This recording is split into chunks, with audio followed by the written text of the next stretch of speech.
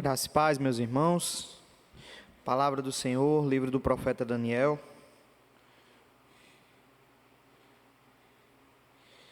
Vamos estar lendo o capítulo 6, do versículo 1 ao 28. Nós já estivemos expondo esse texto aqui, foi a última exposição. Portanto, hoje nós não vamos nos deter nos detalhes desse capítulo, porque ele já foi exaustivamente exposto no último estudo que nós tivemos. Se você entrar no canal aí da igreja, você vai ver lá, não apenas o capítulo 6, mas todos os estudos no livro de Daniel. Tivemos uma introdução, depois fomos para o capítulo 1 e concluímos na exposição do capítulo 6. Mas você deve estar se perguntando, então por que a gente vai ler o capítulo 6? Porque hoje a gente vai estar fazendo algumas aplicações da parte histórica do livro de Daniel, do conteúdo histórico do livro de Daniel. E vamos focar no capítulo 6, porque ele é o fechamento dessa parte histórica. Quem aqui já leu o livro de Daniel, sabe que ele tem duas grandes partes, né? Dois estilos literários bem característicos. Quando você lê o livro, você percebe isso. Você lê do capítulo 1 ao 6, você vê um tom do texto, da linguagem, e quando você chega no capítulo 7 até o capítulo 12, você percebe que o livro de Daniel ele muda completamente. Ele se torna um livro para muitos extremamente obscuro. Por isso que é muito comum nós conhecermos muito bem as histórias que estão registradas do capítulo 1 ao 6 do livro de Daniel. Mas as profecias do capítulo 7 ao capítulo 12, elas são bem desconhecidas por nós, porque essa parte do livro de Daniel, ela faz parte de um gênero literário chamado literatura apocalíptica. Lá no Novo Testamento nós temos um livro desse gênero literário, que é o livro de Apocalipse. E a gente sabe que dos livros do Novo Testamento, geralmente o livro que a gente menos se aproxima ali, que a gente menos tem intimidade, é o livro de Apocalipse. A gente gosta de todo o resto, mas o livro de Apocalipse não. Por quê? Por causa do gênero literário. É muito difícil de interpretar. E Daniel não é diferente. Porém, eu acredito que quando se compreende bem a parte histórica do livro de Daniel, quando você entende a unidade dessa parte histórica, quando você não fragmenta, em historinhas. Existe esse problema de, na escolinha dominical, a gente aprender a história de Daniel na cova dos leões, a gente aprende a história dos jovens na fornalha ardente, mas a gente não entende qual é a ligação de tudo isso. A gente não entende quais são os princípios que estão por trás dessas histórias que Daniel quer estabelecer antes de começar a falar sobre as suas profecias. Então, nós vamos perceber hoje que quando eu entendo a parte histórica, eu lanço luz sobre as profecias. E quando eu entendo também as profecias, eu também lanço luz sobre a parte histórica. Antes de lermos o capítulo 6, deixa eu só tentar exemplificar isso. Por exemplo, aonde é que o capítulo 6 se inicia e termina? Ele se inicia e termina já com o fim do Império Babilônico. Nós já estamos aqui no período do Império Medo-Persa. Então, a Babilônia já se foi, né? O capítulo 5 registra a queda do Império Babilônico, através da pessoa ali de Belsazar, que cometeu um pecado contra Deus, e a Babilônia é substituída pelo Império Medo-Persa. Mas quando nós chegamos aí no capítulo 7, que é o capítulo que inicia as profecias, nós vemos a seguinte frase logo no início: no primeiro ano de Belsazar, rei da Babilônia. Então, olha só que interessante, o capítulo 7, ele não vai seguir a ordem cronológica. Ele vai voltar para o capítulo 5, para o ano de Belsazar. Então, quem é Belsazar? Aí eu volto para o capítulo 5 e eu entendo quem era Belsazar. E ao mesmo tempo, como eu falei, a profecia lança luz também sobre o fato histórico, porque eu vejo que no primeiro ano de Belsazar, Daniel teve uma visão da parte de Deus e a explicação dessa visão de que o reino da Babilônia iria cair, ele não permaneceria para sempre. Então, quando a gente chega no capítulo 5 e a gente vê um Daniel corajoso, enfrentando o rei Belsazar, confrontando o pecado dele, sem medo, é um Daniel que já tinha certeza da palavra de Deus, já tinha recebido a profecia de Deus. Então, olha como é interessante, a parte histórica lançando luz sobre a profecia e a profecia lançando luz sobre a parte histórica. Então, vamos ler o capítulo 6, e aí a gente vai estar extraindo alguns princípios, tanto desse capítulo, como de tudo aquilo que nós vimos nos estudos anteriores. Pareceu bem a Dario constituir sobre o reino a 120 sátrapas, que estivessem por todo o reino, e sobre eles 3 presidentes, dos quais Daniel era um, aos quais estes sátrapas dessem conta, para que o rei não sofresse dano. Então o mesmo Daniel se distinguiu destes presidentes e sátrapas, porque nele havia um espírito excelente, e o rei pensava em estabelecê-lo sobre todo o reino. Então os presidentes e os sátrapas procuravam ocasião para acusar a Daniel a respeito do reino, mas não puderam achá-la nem culpa alguma, porque ele era fiel e não se achava nele nenhum erro nem culpa. Disseram, pois, estes homens: nunca acharemos ocasião alguma para acusar este Daniel, se não a procurarmos contra ele na lei do seu Deus.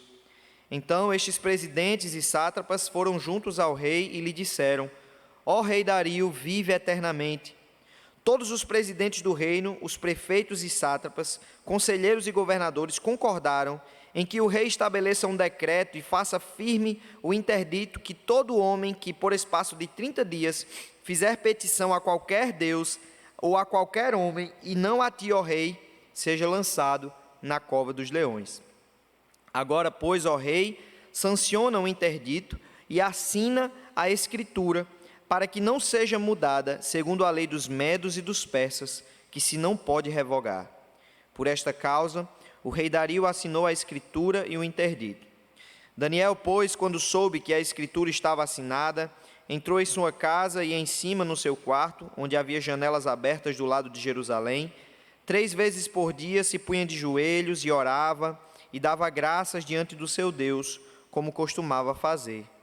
Então aqueles homens foram juntos, e tendo achado a Daniel a orar e a suplicar diante do seu Deus, se apresentaram ao rei, e a respeito do interdito real lhe disseram: não assinaste um decreto que por espaço de 30 dias, todo homem que fizesse petição a qualquer deus ou a qualquer homem, e não a ti, ó rei, fosse lançado na cova dos leões?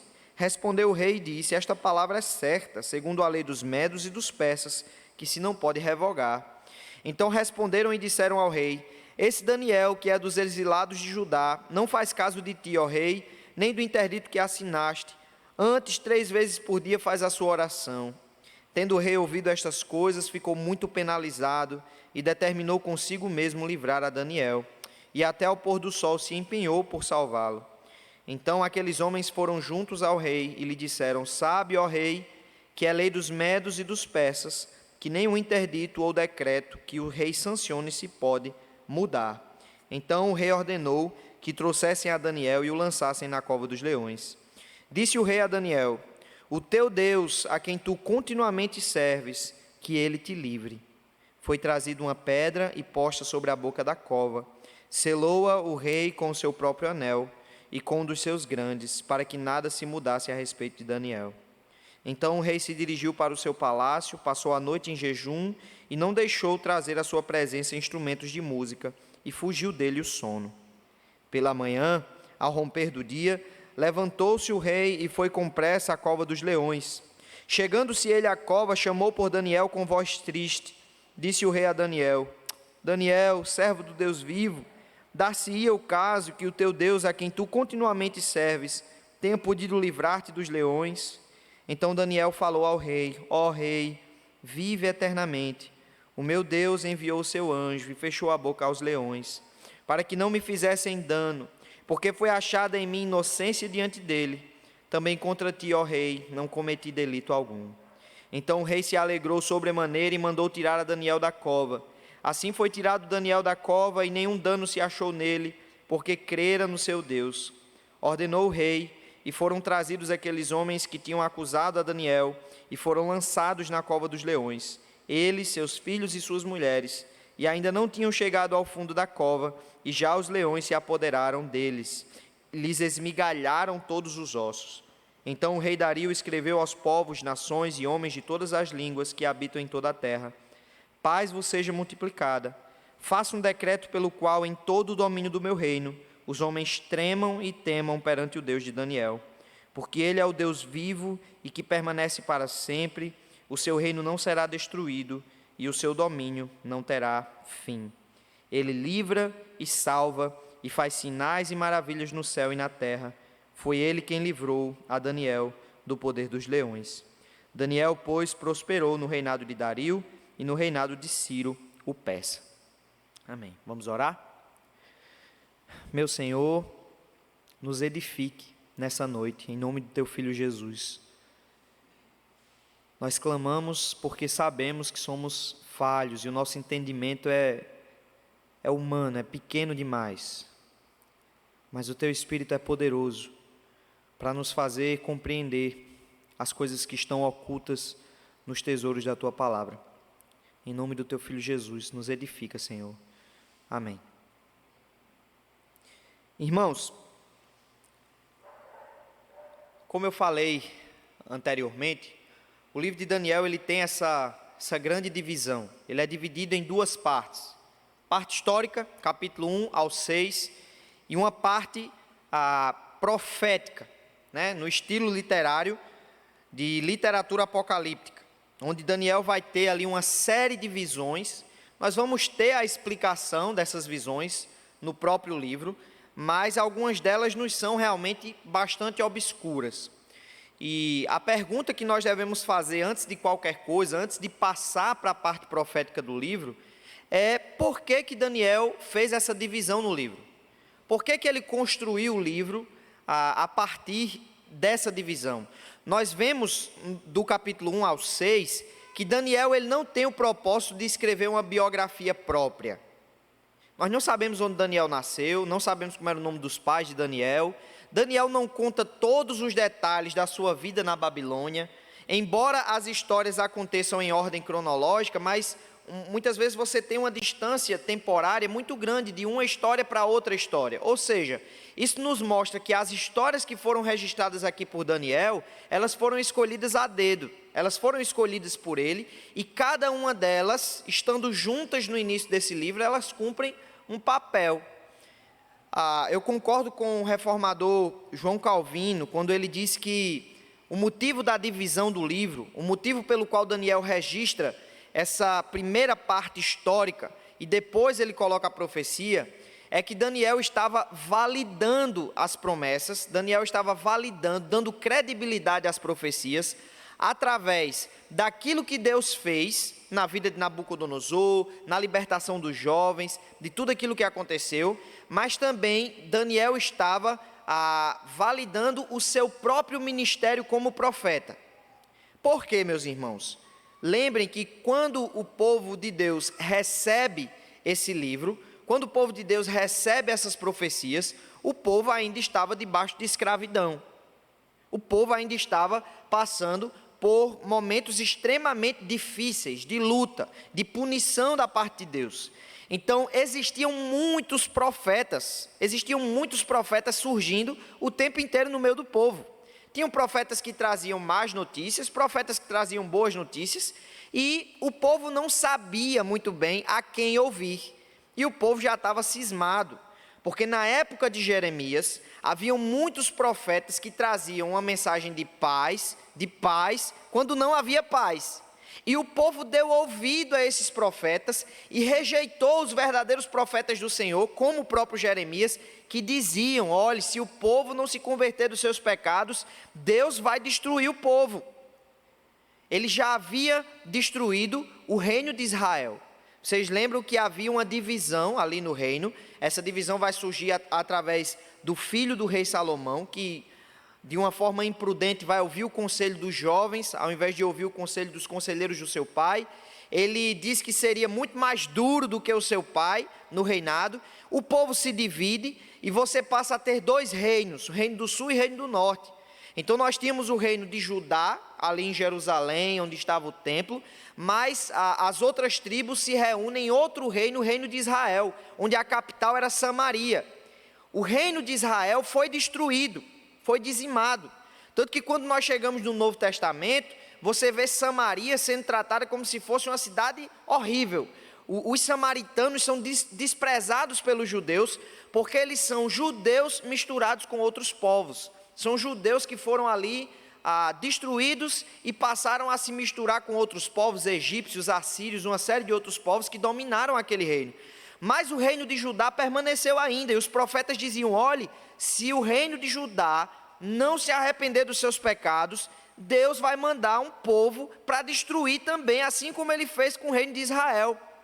E o povo amarrava Jeremias num tronco, rejeitava a profecia de Jeremias e ouvia com muito prazer os profetas que falavam: não, Deus não está irado com o povo, não. Isso é conversa fiada. Podem permanecer nos seus pecados, pode permanecer da forma que está, que Deus não vai fazer nada. Deus está em paz conosco. Eles diziam paz quando não havia paz. Era esse tipo de profeta que o povo queria ouvir. Mas a profecia de Jeremias se cumpriu. A Babilônia dominou o povo de Judá, invadiu o povo de Judá mais de uma vez, a primeira vez menos dramática, mas depois ele vai cercar a cidade. Primeiro ele cerca a cidade, tira de lá alguns jovens, que é o que está sendo registrado aqui no início do livro de Daniel, mas depois ele vai lá e a Babilônia oprime o reino de Judá de uma forma terrível. Nós vemos, por exemplo, no livro de Lamentações, Jeremias falando que a situação era tão difícil que muitas mães comiam seus próprios bebês, de tão grande que era a fome, o sofrimento que o povo estava passando, porque não ouviram aos profetas que o Senhor enviou. Então, nesse contexto da Babilônia, muitos profetas surgiram. Babilônia, Império Medo-Persa, muitos profetas surgiam, com diferentes tipos de profecia. Então, alguém que se levantasse como voz de Deus, alguém que se levantasse no meio do povo, principalmente trazendo uma boa notícia, trazendo uma notícia de libertação, precisaria comprovar que era um profeta verdadeiro. O povo estava cismado.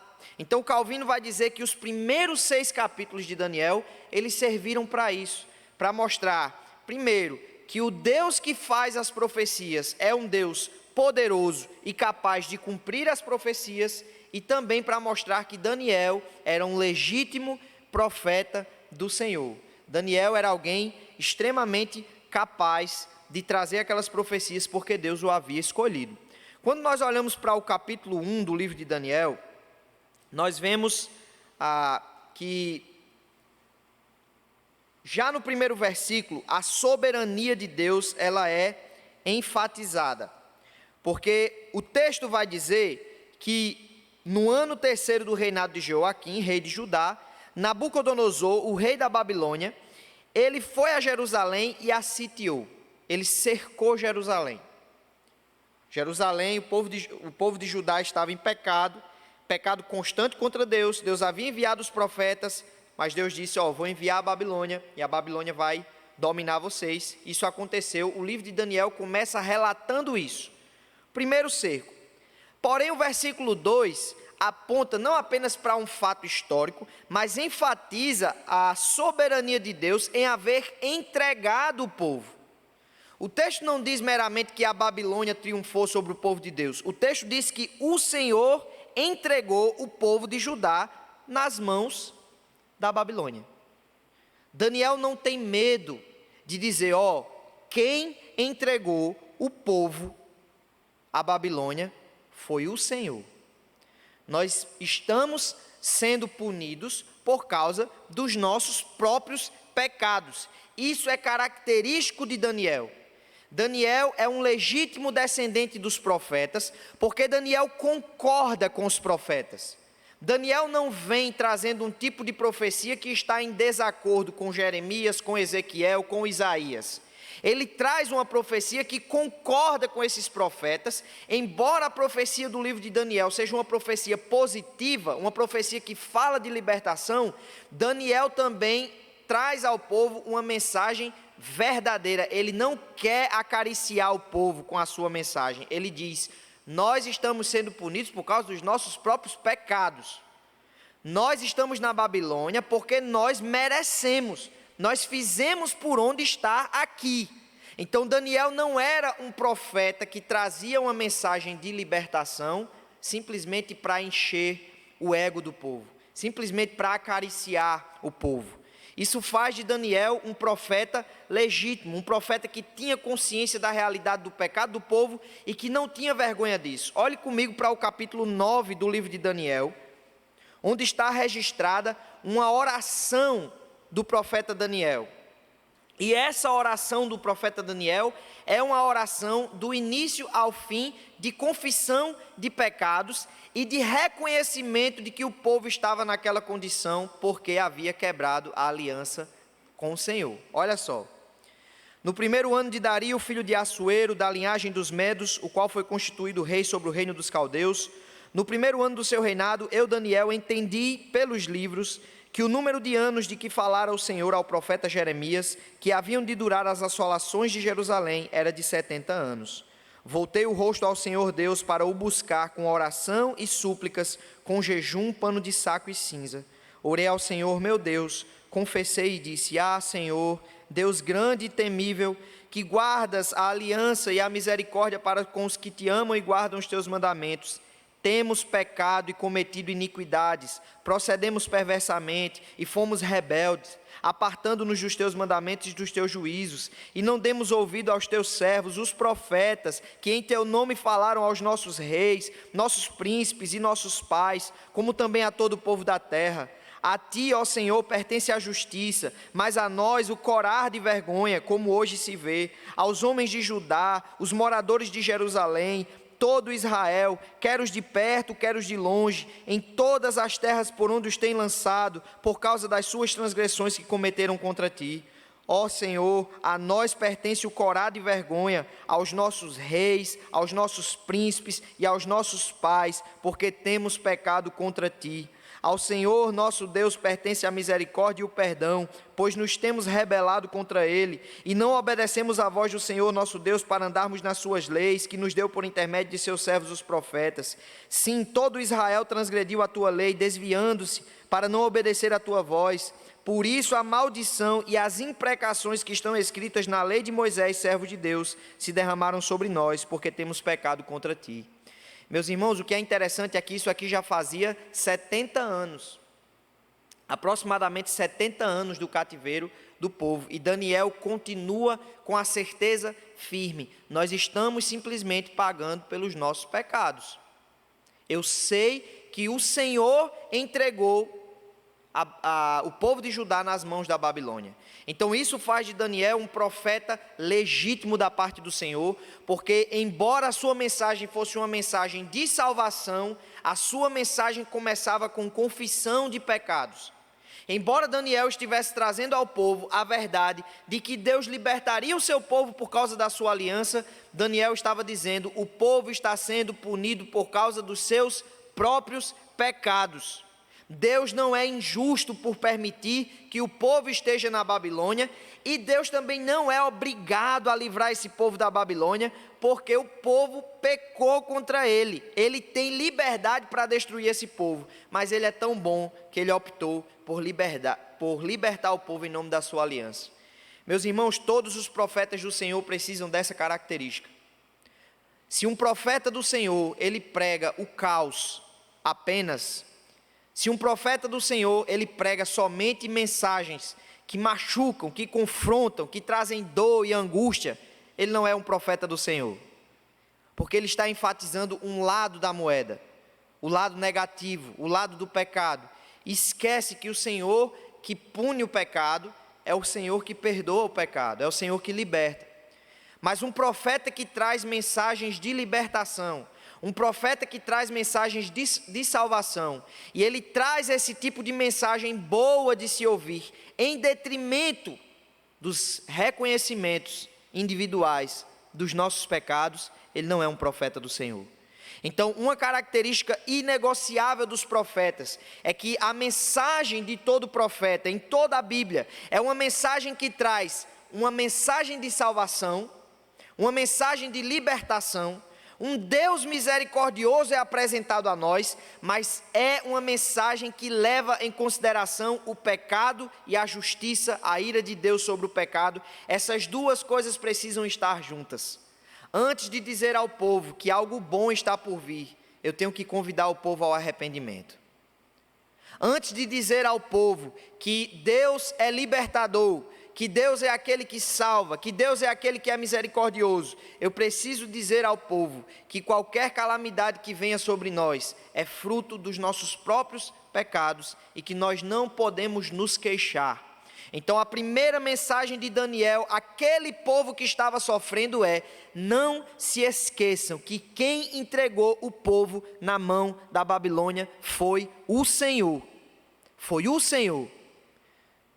Mas Daniel, as mães comeram seus próprios filhos. A cidade outrora que era bela, adornada, feliz, agora está assolada. Você não leu o livro de Lamentações de Jeremias?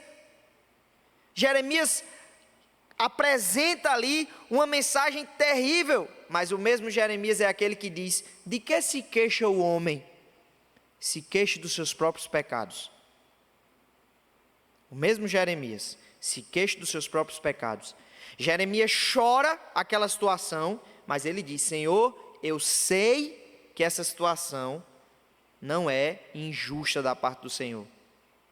Mas o mesmo Jeremias é aquele que reconhece que as misericórdias do Senhor são a causa de não sermos consumidos, porque as suas misericórdias não têm fim, renovam-se a cada manhã. Portanto, Daniel é um legítimo descendente dos profetas.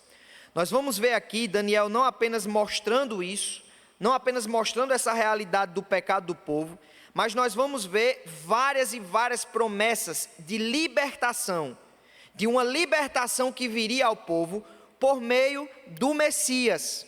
Nós vamos ver isso tanto na parte histórica quanto na parte profética. Na parte profética isso vai ficar mais evidente. Por exemplo, se você olha já para o capítulo 7, a primeira profecia que nós vemos no capítulo 7 é uma profecia de libertação.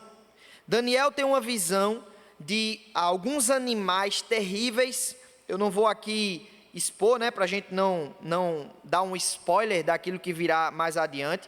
Daniel tem uma visão de alguns animais. Esses 4 animais, vai ser explicado para ele que se tratava de 4 reinos, e que ao findar destes 4 reinos, que seriam reinos terríveis, principalmente o 4º, um filho do homem dominaria. Haveria um filho do homem que dominaria, e o reino que antes era desses 4 animais seria dado aos servos do Altíssimo. Então Daniel está trazendo aqui uma profecia claramente relativa ao Messias que viria e à libertação do povo. Então ele traz aqui uma profecia boa de libertação, mas Daniel precisaria provar que isso estava nos planos de Deus. Daniel precisaria provar que Deus realmente estava interessado em libertar o povo, que Deus não havia abrido mão do seu povo, e Daniel vai comprovar isso nos primeiros 6 capítulos, à luz do seu próprio exemplo e do exemplo dos seus amigos Sadraque, Mesaque e Abednego, que receberam grandes livramentos do Senhor na Babilônia e que foram honrados por Deus na Babilônia.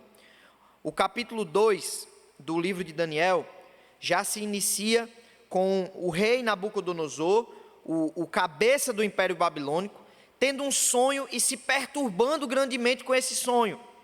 Nabucodonosor sonhou algo que o deixou inquieto, e todos os sábios da Babilônia, tendo sido convocados para dar a interpretação do sonho, Nabucodonosor diz assim: eu sei que vocês estão cheios de palavras aí para me enganar.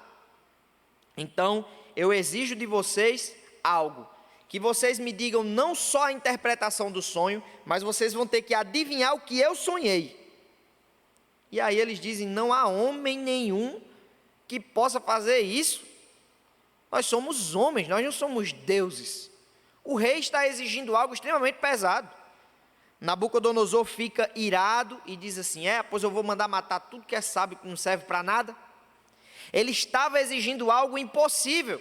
Aqueles homens poderiam até tentar entender o sonho, compreender o significado do sonho, mas adivinhar o que o rei havia sonhado era algo realmente impossível. E o capítulo 2 nos mostra Daniel recebendo do Senhor a interpretação do sonho de Nabucodonosor. E essa interpretação do sonho que é dada a Daniel, e também é ali revelada ao próprio rei Nabucodonosor, é a ideia de que após o reino da Babilônia, viriam mais 3 reinos, e que após esses 3 reinos, o reino de Deus, o reino do Altíssimo, se estenderia por toda a terra. Todos os reinos humanos seriam dizimados através daquela pedrinha que bate no pé da estátua, aquela estátua desaba, fica totalmente destruída, e aquela pedrinha que derrubou a estátua, ela vai crescendo e se torna uma montanha que encheu toda a terra. Então veja que já no capítulo 2 de Daniel, nós temos uma profecia de libertação. Daniel está dizendo, Deus quer libertar o povo, e ele revelou isso não somente a mim, mas ele revelou ao próprio rei Nabucodonosor. Ele quer libertar o seu povo, e ele tem poder para libertar o seu povo. Daniel, como é que você comprova isso? Primeiramente, Daniel diz que Deus concedeu ao chefe dos eunucos compreensão da parte, Deus concedeu a Daniel compreensão da parte do chefe dos eunucos. Olha aí para o capítulo 1, Daniel recebe do rei uma proposta de participar da mesa do rei. Ele recebeu ali algo que nem mesmo legítimos cidadãos da Babilônia tinham como honra. Um escravo de Judá recebeu essa proposta de se alimentar da comida do rei. Mas Daniel entendeu que Nabucodonosor estava querendo conquistar aqueles jovens através de um plano que é muito comum naquela época, e que, qual era basicamente a estratégia de Nabucodonosor, né? Algo bem evidente. Eu vou trazer do povo jovens dentre a nobreza, eu vou educar esses jovens em toda a cultura da Babilônia, eles vão ser legítimos babilônicos, culturalmente falando, eu vou dar a eles a honra de participar da mesa do rei, eu vou dar um tratamento ótimo para esses jovens, depois eu permito que eles voltem para a terra para reinar, e quando eles voltarem para lá, eles não serão mais judeus, mas eles serão verdadeiros súditos da Babilônia. Então a ideia do rei era seduzir aqueles jovens, que eram descendentes da realeza, para que ele não precisasse destruir Judá. Ele teria ali uma espécie de capacho, né? Alguém que estava totalmente assediado pela Babilônia, reinando em Judá. Daniel, percebendo isso, juntamente com seus 3 amigos, eles dizem, não vamos fazer parte desse banquete. Não vamos fazer parte desse banquete. Daniel poderia ter morrido, irmãos. Nabucodonosor, um homem extremamente furioso, um homem que matava por qualquer coisa, poderia ter dito, esses escravos receberam a honra de participar da mesa real e estão dizendo que a mesa real é imunda. Imagine só a sorte que aguardava esses jovens. Mas Daniel fala com o chefe dos eunucos, Daniel fala com aqueles que eram responsáveis por trazer a ele a comida, e no capítulo 1, versículo 9, ele diz, ora, Deus concedeu a Daniel misericórdia e compreensão da parte do chefe dos eunucos. Daniel está dizendo, Deus não apenas deu um sonho a Nabucodonosor, mas ele também moveu o coração de um homem, do chefe dos eunucos, para que nós pudéssemos nos alimentar daquilo que nós queríamos. O chefe dos eunucos vai rejeitar no primeiro momento, mas ele teve misericórdia de Daniel, por quê? Porque ele poderia ter dito ao rei, rei, aqueles escravos não querem comer a tua comida, mas Deus gerou afeição, compreensão do chefe dos eunucos por Daniel. Daniel reconhece isso como sendo soberania de Deus. Olhe comigo para o capítulo 5. O capítulo 5 vai nos dizer que... Perdão, irmãos, capítulo 5 não, me perdi aqui. O capítulo 4. O capítulo 4 vai nos contar um episódio interessante. Nabucodonosor já havia recebido da parte de Deus várias demonstrações da soberania de Deus, e o próprio Nabucodonosor já havia confirmado isso com palavras. Nabucodonosor, no capítulo 2, quando recebe a revelação do seu sonho, ele engrandece ao nome de Deus, ele reconhece a soberania de Deus. No capítulo 3, quando os jovens são libertados da fornalha, Nabucodonosor conclui o capítulo exaltando o nome de Deus, e ele cria uma lei, ele estabelece uma lei mundial para que o Deus de Daniel e dos seus amigos fosse reconhecido como Deus dos deuses, como Rei dos reis. Mas no capítulo 4 acontece um fenômeno. O rei Nabucodonosor, ele esquece de tudo isso, ele olha para a Babilônia, para a grandeza da Babilônia, e ele diz assim: olha só a grande Babilônia que eu construí para a minha glória. Eu construí essa Babilônia aí com as minhas próprias mãos, foi eu quem idealizei. E ele começa a se encher de orgulho. Enquanto Nabucodonosor está falando isso, um anjo diz assim: Nabucodonosor, passou de ti o reino. Ele recebe uma punição. Já havia sido profetizado. Ele teve um sonho desesperador de uma árvore muito grande que era cortada, acorrentada, era molhada do orvalho do céu. E Daniel explicou o sonho a ele, mas parece que ele esqueceu e ainda assim foi lá e cometeu o pecado do orgulho. Sabe o que é que acontece? Nabucodonosor fica louco.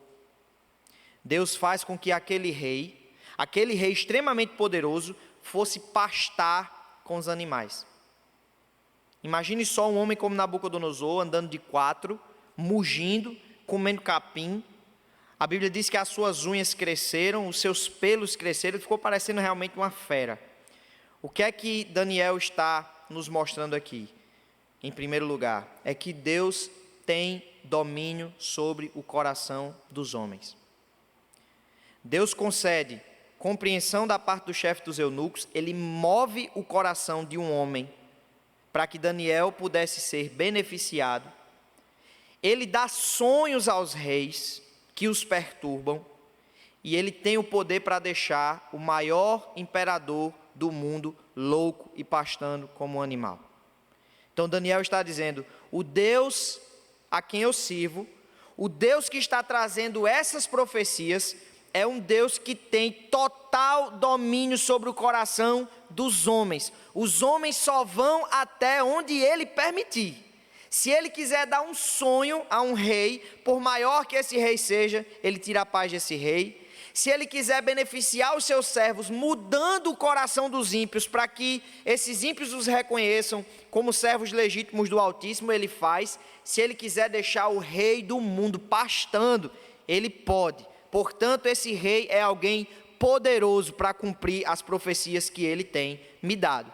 Dá para entender uma certa similaridade nas histórias, mas há outro elemento. Por exemplo, no capítulo 1 de Daniel, nós vemos um verdadeiro milagre acontecendo. Que milagre é esse? Deus permite que aqueles jovens, se alimentando apenas de legumes e águas, se tornassem mais robustos do que todos os demais jovens da Babilônia, que se alimentavam de comida firme, sólida, comida boa, da melhor qualidade, a comida real. Irmão, se alimente de legume e água só, para ver se você vai ficar robusto. Depois de um tempo você está bem fininho. Não faz sentido que esses jovens estivessem muito mais fortes, muito mais robustos do que aqueles outros jovens. O que Daniel está dizendo aqui é que o que nutre o nosso corpo, não necessariamente em primeiro lugar, é a comida que nós comemos, mas é a vontade de Deus. Eu acho interessante Calvino comentando esse texto, essa parte especificamente, porque ele diz isso, ele diz assim, muitas vezes a gente acha que o que nos nutre é a comida que nós comemos, é meramente a explicação científica da coisa. Ele diz, mas se Deus não quiser que nós sejamos nutridos por aquele alimento, nós não seremos. Aí Calvino usa um exemplo que ele diz assim: eu já conheci muita gente que se alimenta da melhor comida e vive com problemas de saúde, vive magro, vive sofrendo, e eu já conheci filhos de camponeses que se alimentam do pior da terra, mas que são fortes, robustos, extremamente saudáveis, porque quem alimenta no fim das contas não é a comida, é o Senhor. Né? Então Calvino ele fala sobre isso aqui como sendo um milagre. Daniel estava dizendo: a minha saúde não depende daquilo que eu como em primeiro lugar, mas depende em primeiro lugar da vontade de Deus. Se Ele quiser que eu me torne mais robusto do que todos os jovens da Babilônia, comendo apenas legumes e água, Ele assim o faz, porque Ele tem domínio sobre todos os elementos. Olha que coisa interessante, no capítulo 3 do livro de Daniel, nós vemos 3 jovens sendo lançados numa fornalha, irmãos, que já era extremamente aquecida naturalmente. Provavelmente isso aqui era um lugar onde se cozinhava os tijolos para fazer construções, essa fornalha. E eventualmente era utilizada para a punição de alguns homens que se voltavam contra o rei. O rei Nabucodonosor manda que se acendesse a fornalha 10 vezes mais do que o normal. 10 vezes mais. E os homens que lançaram aqueles jovens na fornalha, o texto vai dizer que foram atingidos pelas chamas. Os homens que lançaram aqueles jovens, eles não entraram na fornalha, eles foram lançar. A fornalha era tão quente que os atingiu. Olha só que coisa interessante. Porque a palavra do rei era urgente, versículo 22 do capítulo 3, e a fornalha estava sobremaneira acesa, as chamas do fogo mataram os homens que lançaram de cima para dentro a Sadraque, Mesaque e Abednego. Era uma fornalha tão quente que só de você se aproximar dela, você seria atingido. Aqueles jovens foram lançados dentro da fornalha, ou seja, não ia sobrar nada. Detalhe, eles foram atados com tecidos, para que o fogo pudesse, era como se o rei Nabucodonosor tivesse dizendo assim, eu conheço o Deus desses caras aí, ele é capaz de livrar de coisas terríveis. Faça o seguinte, acenda 10 vezes mais, ate tecido nele aí, certifique-se de que eles morreram mesmo. Aqueles jovens estão ali na fornalha. Então, versículo 24, o rei Nabucodonosor se espantou e se levantou depressa e disse aos seus conselheiros, não lançamos nós 3 homens atados dentro do fogo? Responderam ao rei, é verdade, ó rei. Tornou ele e disse, eu porém vejo 4 homens soltos que andam passeando dentro do fogo, sem nenhum dano. E o aspecto do quarto é semelhante a um filho dos deuses. Olha que coisa interessante. O texto não diz que o fogo foi apagado. O fogo estava lá. Eles estavam passeando no meio do fogo. Só que havia um quarto personagem ali, um quarto homem, parecido com o filho dos deuses. Nós não sabemos muito bem o que isso aqui quer dizer, mas havia um quarto elemento ali, caminhando com aqueles jovens, dentro do fogo, e aqueles jovens não sofreram dano algum. O texto diz que eles saíram da fornalha sem nem sequer ter cheiro de fumaça nas suas vestes. Daniel está dizendo assim, Deus tem poder sobre os elementos. Ele tem poder para fazer com que 3 jovens se tornem mais robustos do que todos os jovens da Babilônia, comendo legumes e água, e ele tem poder para fazer com que uma fornalha acesa 10 vezes mais, nem sequer toque num fio de cabelo dos seus servos. Se ele quiser, ele tem poder para dominar qualquer elemento da natureza, em favor do seu povo. O Deus que eu estou apresentando a vocês é um Deus que domina os corações dos homens, ele move os homens para onde ele quer, e ele também move os elementos da natureza, ele faz o que quiser com os elementos da natureza, ele tem tudo nas suas mãos. Agora olha para o nosso capítulo 6. Nosso capítulo 6 vai apresentar Daniel sendo lançado numa cova de leões. Leões, irmãos, que geralmente eram deixados dias com fome. Esses leões estavam tão esfomeados que quando os homens que acusaram Daniel foram lançados dentro da fornalha, o texto vai dizer, também com uma ênfase extremamente grande, que aqueles leões não esperaram nem os homens caírem dentro da fornalha não. No ar mesmo eles já pularam, já esbagaçaram todo mundo. Quebraram os ossos, eram animais extremamente famintos, animais selvagens, animais brutos. Mas Daniel passou a noite com aqueles animais dentro da fornalha e eles ficaram como se fossem uns gatinhos, siameses. Daniel joga na bolinha, o leão ia lá, buscava, trazia para ele. O que é que Daniel está dizendo aqui? Ele tem poder sobre toda a criação. o Deus que eu estou apresentando a vocês é um Deus que tem domínio sobre o coração dos homens, é um Deus que tem domínio sobre os elementos da natureza, é um Deus que tem domínio sobre os animais, é um Deus que tem domínio sobre toda a criação. A criação trabalha debaixo da autoridade, da soberania desse Deus. Ele faz o que Ele quiser, com o que Ele quiser. Então, se Ele prometeu que libertará o seu povo, não há nada que possa impedir. Não há qualquer coisa que possa impedir, porque tudo está debaixo da autoridade desse Deus. O mesmo Deus que entregou o povo para ser punido nas mãos da Babilônia por causa do seu pecado, é o Deus que prometeu que libertará esse povo. E eu, Daniel, estou mostrando aqui a vocês, eu conheço um Deus que manda nos homens, eu conheço um Deus que manda na natureza, eu conheço um Deus que manda nos animais, eu conheço um Deus soberano, que é poderoso para cumprir aquilo que Ele promete. Mas não apenas isso, nós vemos um Deus, no capítulo 5 do livro de Daniel, que comprova o seu poder sobre a história.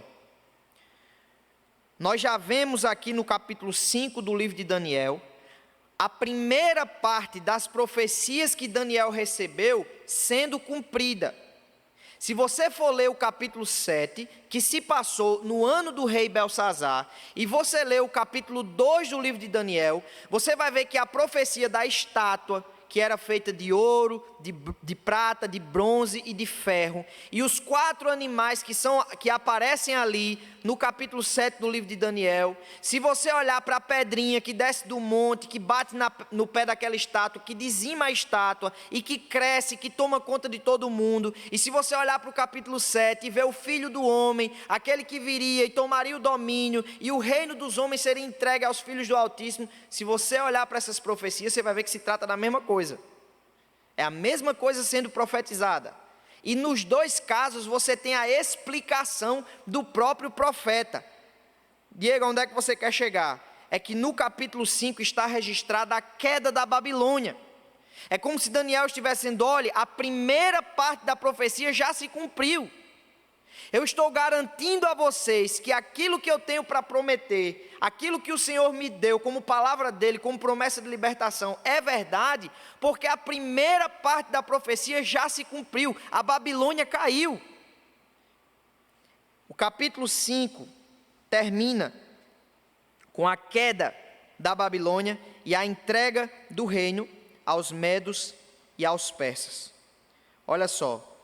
Versículo 30 e 31, naquela mesma noite foi morto Belsazar, rei dos caldeus, ou rei dos babilônicos, e Dario o Medo, com cerca de 62 anos, se apoderou do reino. Então, lembre que na figura da estátua que nós tínhamos, ele olha para Nabucodonosor e diz, tu, ó rei, és a cabeça de ouro, mas depois do teu reino virá outro. Então o que Daniel estava dizendo ali é, o seu reino não é eterno. O reino da Babilônia não é um reino eterno. Os reinos dos homens não são reinos eternos. Um sucederá o outro, até que virá um reino que não é de homens, é um reino que vem da parte de Deus, e esse sim será eterno. Ele dominará toda a terra e ele durará para sempre. Então Daniel está mostrando, olha só irmãos, até mesmo a Babilônia, até mesmo esse império terrível que se apoderou do mundo da época, até mesmo esse império cheio de sábios, de guerreiros poderosos, de reis extremamente déspotas e violentos, esse rei caiu e foi sucedido. E o Senhor já havia dito que isso iria acontecer. Então, se a primeira parte da profecia se cumpriu, nós precisamos crer que as demais profecias também se cumprirão, que as outras partes, que aquilo que vem a seguir também irá se cumprir. Meus irmãos, quando nós olhamos para o Novo Testamento, nós vemos o cumprimento da profecia de Daniel.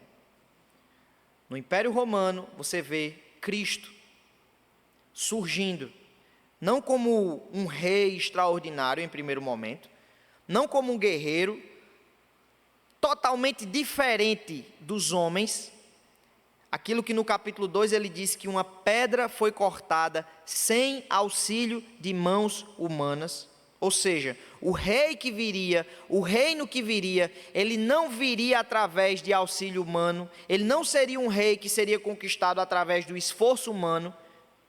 Cristo vem como o mais humilhado dentre todos os homens, aquele que se sujeita ao invés de sujeitar, e assim ele domina todas as nações. Ele ressuscita e ele diz aos seus discípulos: todo o poder, toda a autoridade me foi dada no céu e na terra. O cumprimento das profecias feitas a Daniel já veio.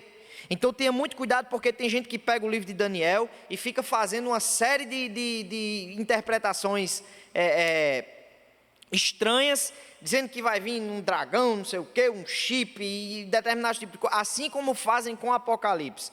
Então nós vamos perceber que a nossa visão do livro de Daniel, ela não vai ser essa visão. Nós não vamos estar aqui tentando adivinhar o significado das profecias, porque nós vamos ver que a maior parte das profecias são não só explicadas, como a profecia já começa a ser cumprida no próprio livro. A profecia já começa a ser cumprida no próprio livro de Daniel, e vai sendo cumprida historicamente até chegar no Senhor Jesus Cristo. Só existem dois tipos de divergências com relação ao cumprimento da profecia, aquelas que eu considero mais relevantes. Uma é defendida por muitos estudiosos que entendem que o quarto reino, o reino terrível, aquele reino que viria e que oprimiria o povo, seria o reino de Antíoco Epífanes. Então alguns entendem que esse quarto reino seria o reino de Antíoco Epífanes, que profanou o templo, que realmente fez muito mal ao povo, e logo após isso vem o Império Romano, e Cristo nasce na época do Império Romano e domina. Alguns vão colocar o cumprimento dessas profecias de o reino tendo sido estabelecido pelo mundo, e por exemplo, a Igreja Católica ela usa isso como um forte argumento em favor do catolicismo romano. Os teólogos católicos eles dizem: quando foi que o mundo se tornou cristão? Eles vão dizer, no quarto século, quando o imperador de Roma, Constantino, ele se torna cristão, e logo após ele, a religião cristã se torna a religião do Império Romano. Então, aquele império, que eles entendem como sendo aquele império de ferro, da estátua, ou o quarto animal, ele vai se sujeitar ao reino do Messias. Eles entendem que isso é o surgimento da Igreja Católica Romana. Então, eles vão entender que esse é o cumprimento da promessa. Então, nós vamos estar mostrando aqui algumas interpretações possíveis, mas nenhuma delas tem a ver com o nosso tempo, tem a ver com a nossa época diretamente. Nós vamos dizer que indiretamente tem, mas todas as nossas interpretações, aquelas que nós vamos estar apresentando aqui, elas dizem respeito aos primeiros séculos. Meus irmãos, deixa eu concluir aqui esse estudo, enfocando algo que é enfatizado no capítulo 6, e que Daniel ele não registra aqui à toa. O capítulo 6 ele tem um foco específico. Ele é o fechamento da parte histórica do livro, mas ele tem um foco específico. O foco do capítulo 6 é não só mostrar semelhanças com os capítulos anteriores, quando se trata de um problema que surge através do Império da Babilônia, Daniel sendo submetido a uma questão de teste, Daniel sendo colocado ali em disputa com os sábios da época. Nós temos não apenas aqui uma semelhança com o capítulo 3, de um servo do Senhor sendo colocado numa cova dos leões, assim como aqueles servos foram colocados na fornalha ardente, mas algo que é enfatizado nesse capítulo 6 é a devoção de Daniel a Deus.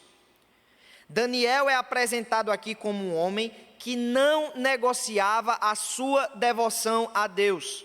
Ao mesmo tempo em que o capítulo 6 apresenta Daniel como sendo um homem que tinha uma relação boa com o rei, que era honrado pelo rei, que honrava ao rei, Daniel não colocava a política acima de Deus. Daniel não colocava o Império Medo-Persa, que estava dando benefícios para ele, que estava dando muitas coisas boas para ele. O rei queria colocar Daniel como sendo o primeiro do reino. O primeiro do reino, estando abaixo apenas dele, como foi feito com José no Egito. Mas Daniel não permitiu que isso entrasse no seu coração. Ele, todo dia, ele orava a Deus. E se você quiser saber o conteúdo dessas orações de Daniel, basta ler o capítulo 9. Daniel olhava lá para trás, há 70 anos atrás, portanto aqui já é um Daniel velho, um Daniel que foi beneficiado na Babilônia, um Daniel que presenciou coisas grandiosas, mas que não permitiu que o seu coração se desviasse daquilo que o Senhor tinha para o seu povo, da aliança do Senhor. Ele dizia: eu estou na Babilônia, eu estou no reino Medo-Persa, mas eu não faço parte de nenhum desses reinos. O meu verdadeiro rei está acima de todos os reis. Capítulo 9, na oração, ele diz: Senhor, nós fomos punidos por causa dos nossos próprios pecados, mas nesse mesmo capítulo ele clama pela misericórdia. Daniel passou 70 anos orando diariamente pela libertação do seu povo. Ele sabia que Deus cumpriria as promessas. Daniel recebeu, como ninguém mais, a certeza através de várias e várias provas, algumas das quais ele elencou aqui, mas com certeza Daniel passou por muitas outras coisas durante 70 anos. Ele tinha certeza que Deus cumpriria as promessas, mas todos os dias, 3 vezes ao dia, Daniel orava inegociavelmente, confessando os seus pecados ao Senhor e clamando pela libertação do seu povo. Não é interessante? Por que ele fazia isso se Deus já o havia dado a certeza de que aconteceria? Porque algo que é extremamente enfatizado no livro de Daniel é que a soberania de Deus não exclui a responsabilidade humana. No capítulo 1, e esse é o nosso ponto final, no capítulo 1, nós vemos Daniel apresentando Deus, entregando o povo a Nabucodonosor, Deus trazendo ao coração do carcereiro compreensão para Daniel, mas você vê um jovem extremamente ativo dizendo: eu não vou desonrar o meu Deus. No capítulo 2, você vê o sonho de Nabucodonosor sendo revelado, mas você também vê Daniel orando ardentemente para que esse sonho fosse revelado. Buscando isso. Então, meus irmãos, o capítulo 6 nos mostra um homem que tinha plena consciência de que Deus tem controle sobre todas as coisas e que não tinha qualquer tipo de problema em entender que ele tinha uma parte importante nesse plano de Deus, era dobrar os seus joelhos diariamente e buscar ao Senhor.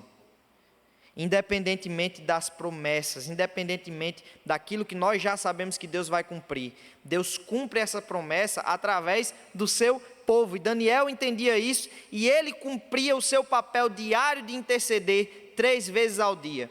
Olha para alguns elementos aqui importantes, porque isso aqui vai ser também a nossa aplicação de hoje.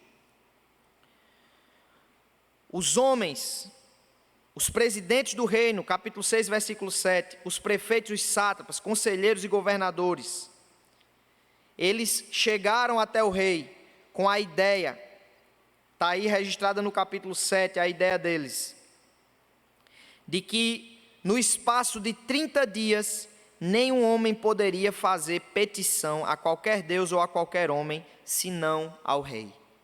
Aqueles homens com inveja de Daniel, porque o rei queria colocar Daniel até como segundo no seu reino, eles dizem: rei, faça um decreto pelo qual ninguém possa fazer petição a outro deus ou a algum homem senão a ti. Eles mexeram com o ego do rei. O rei não pensou que isso fosse atingir Daniel, porque aquilo ali alimentou o ego dele no momento, ele nem lembrou de Daniel. Ok, pode colocar, 30 dias eu vou ser o Deus, basicamente. Tá certo, concordo com isso aí. Emitiu o decreto.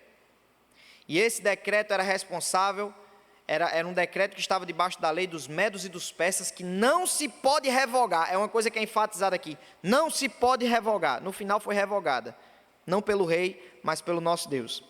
O texto diz que eles tomaram essa decisão, porque no versículo 5, olha só que coisa interessante.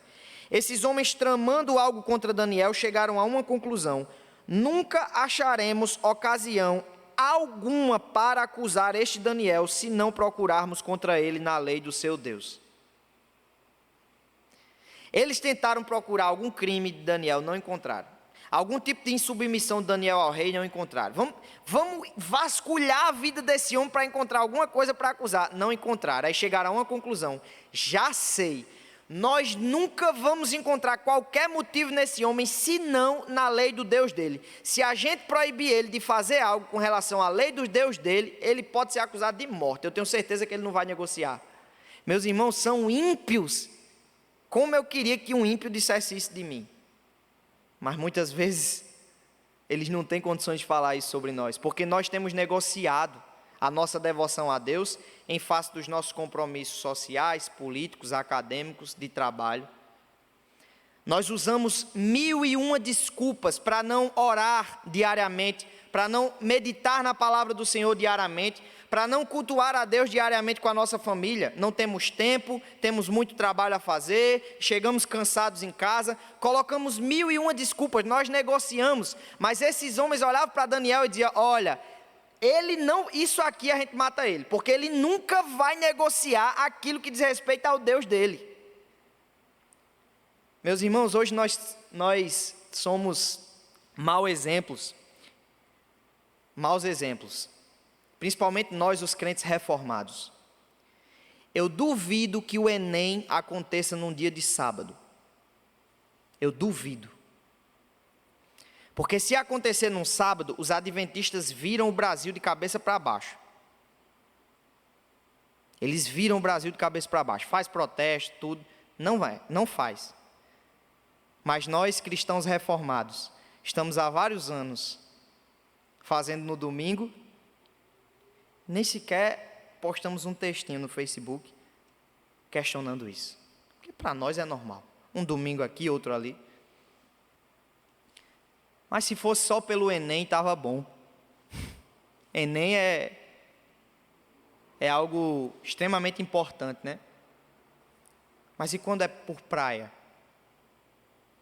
Quando a gente troca a nossa comunhão, eu estou falando de um dia da semana, um compromisso que nós temos, que é a palavra de Deus que institui. O dia do Senhor é um mandamento bíblico.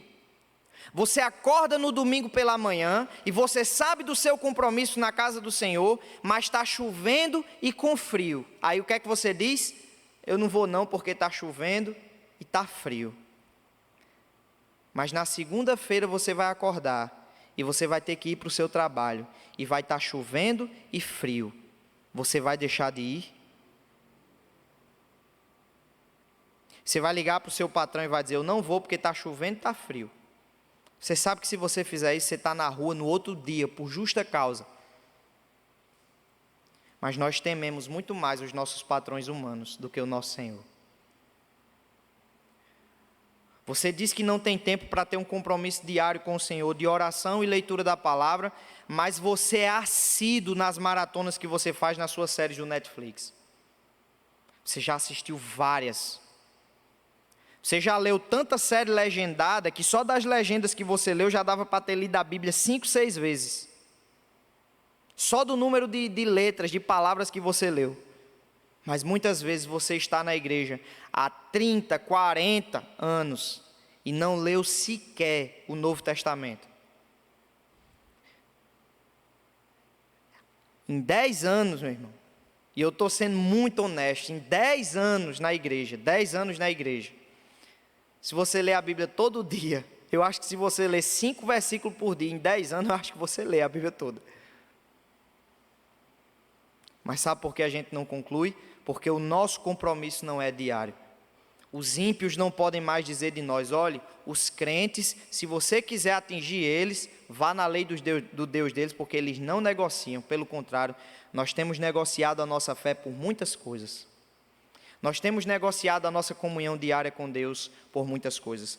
Diego, mas você não acha que você está enfatizando isso demais, não?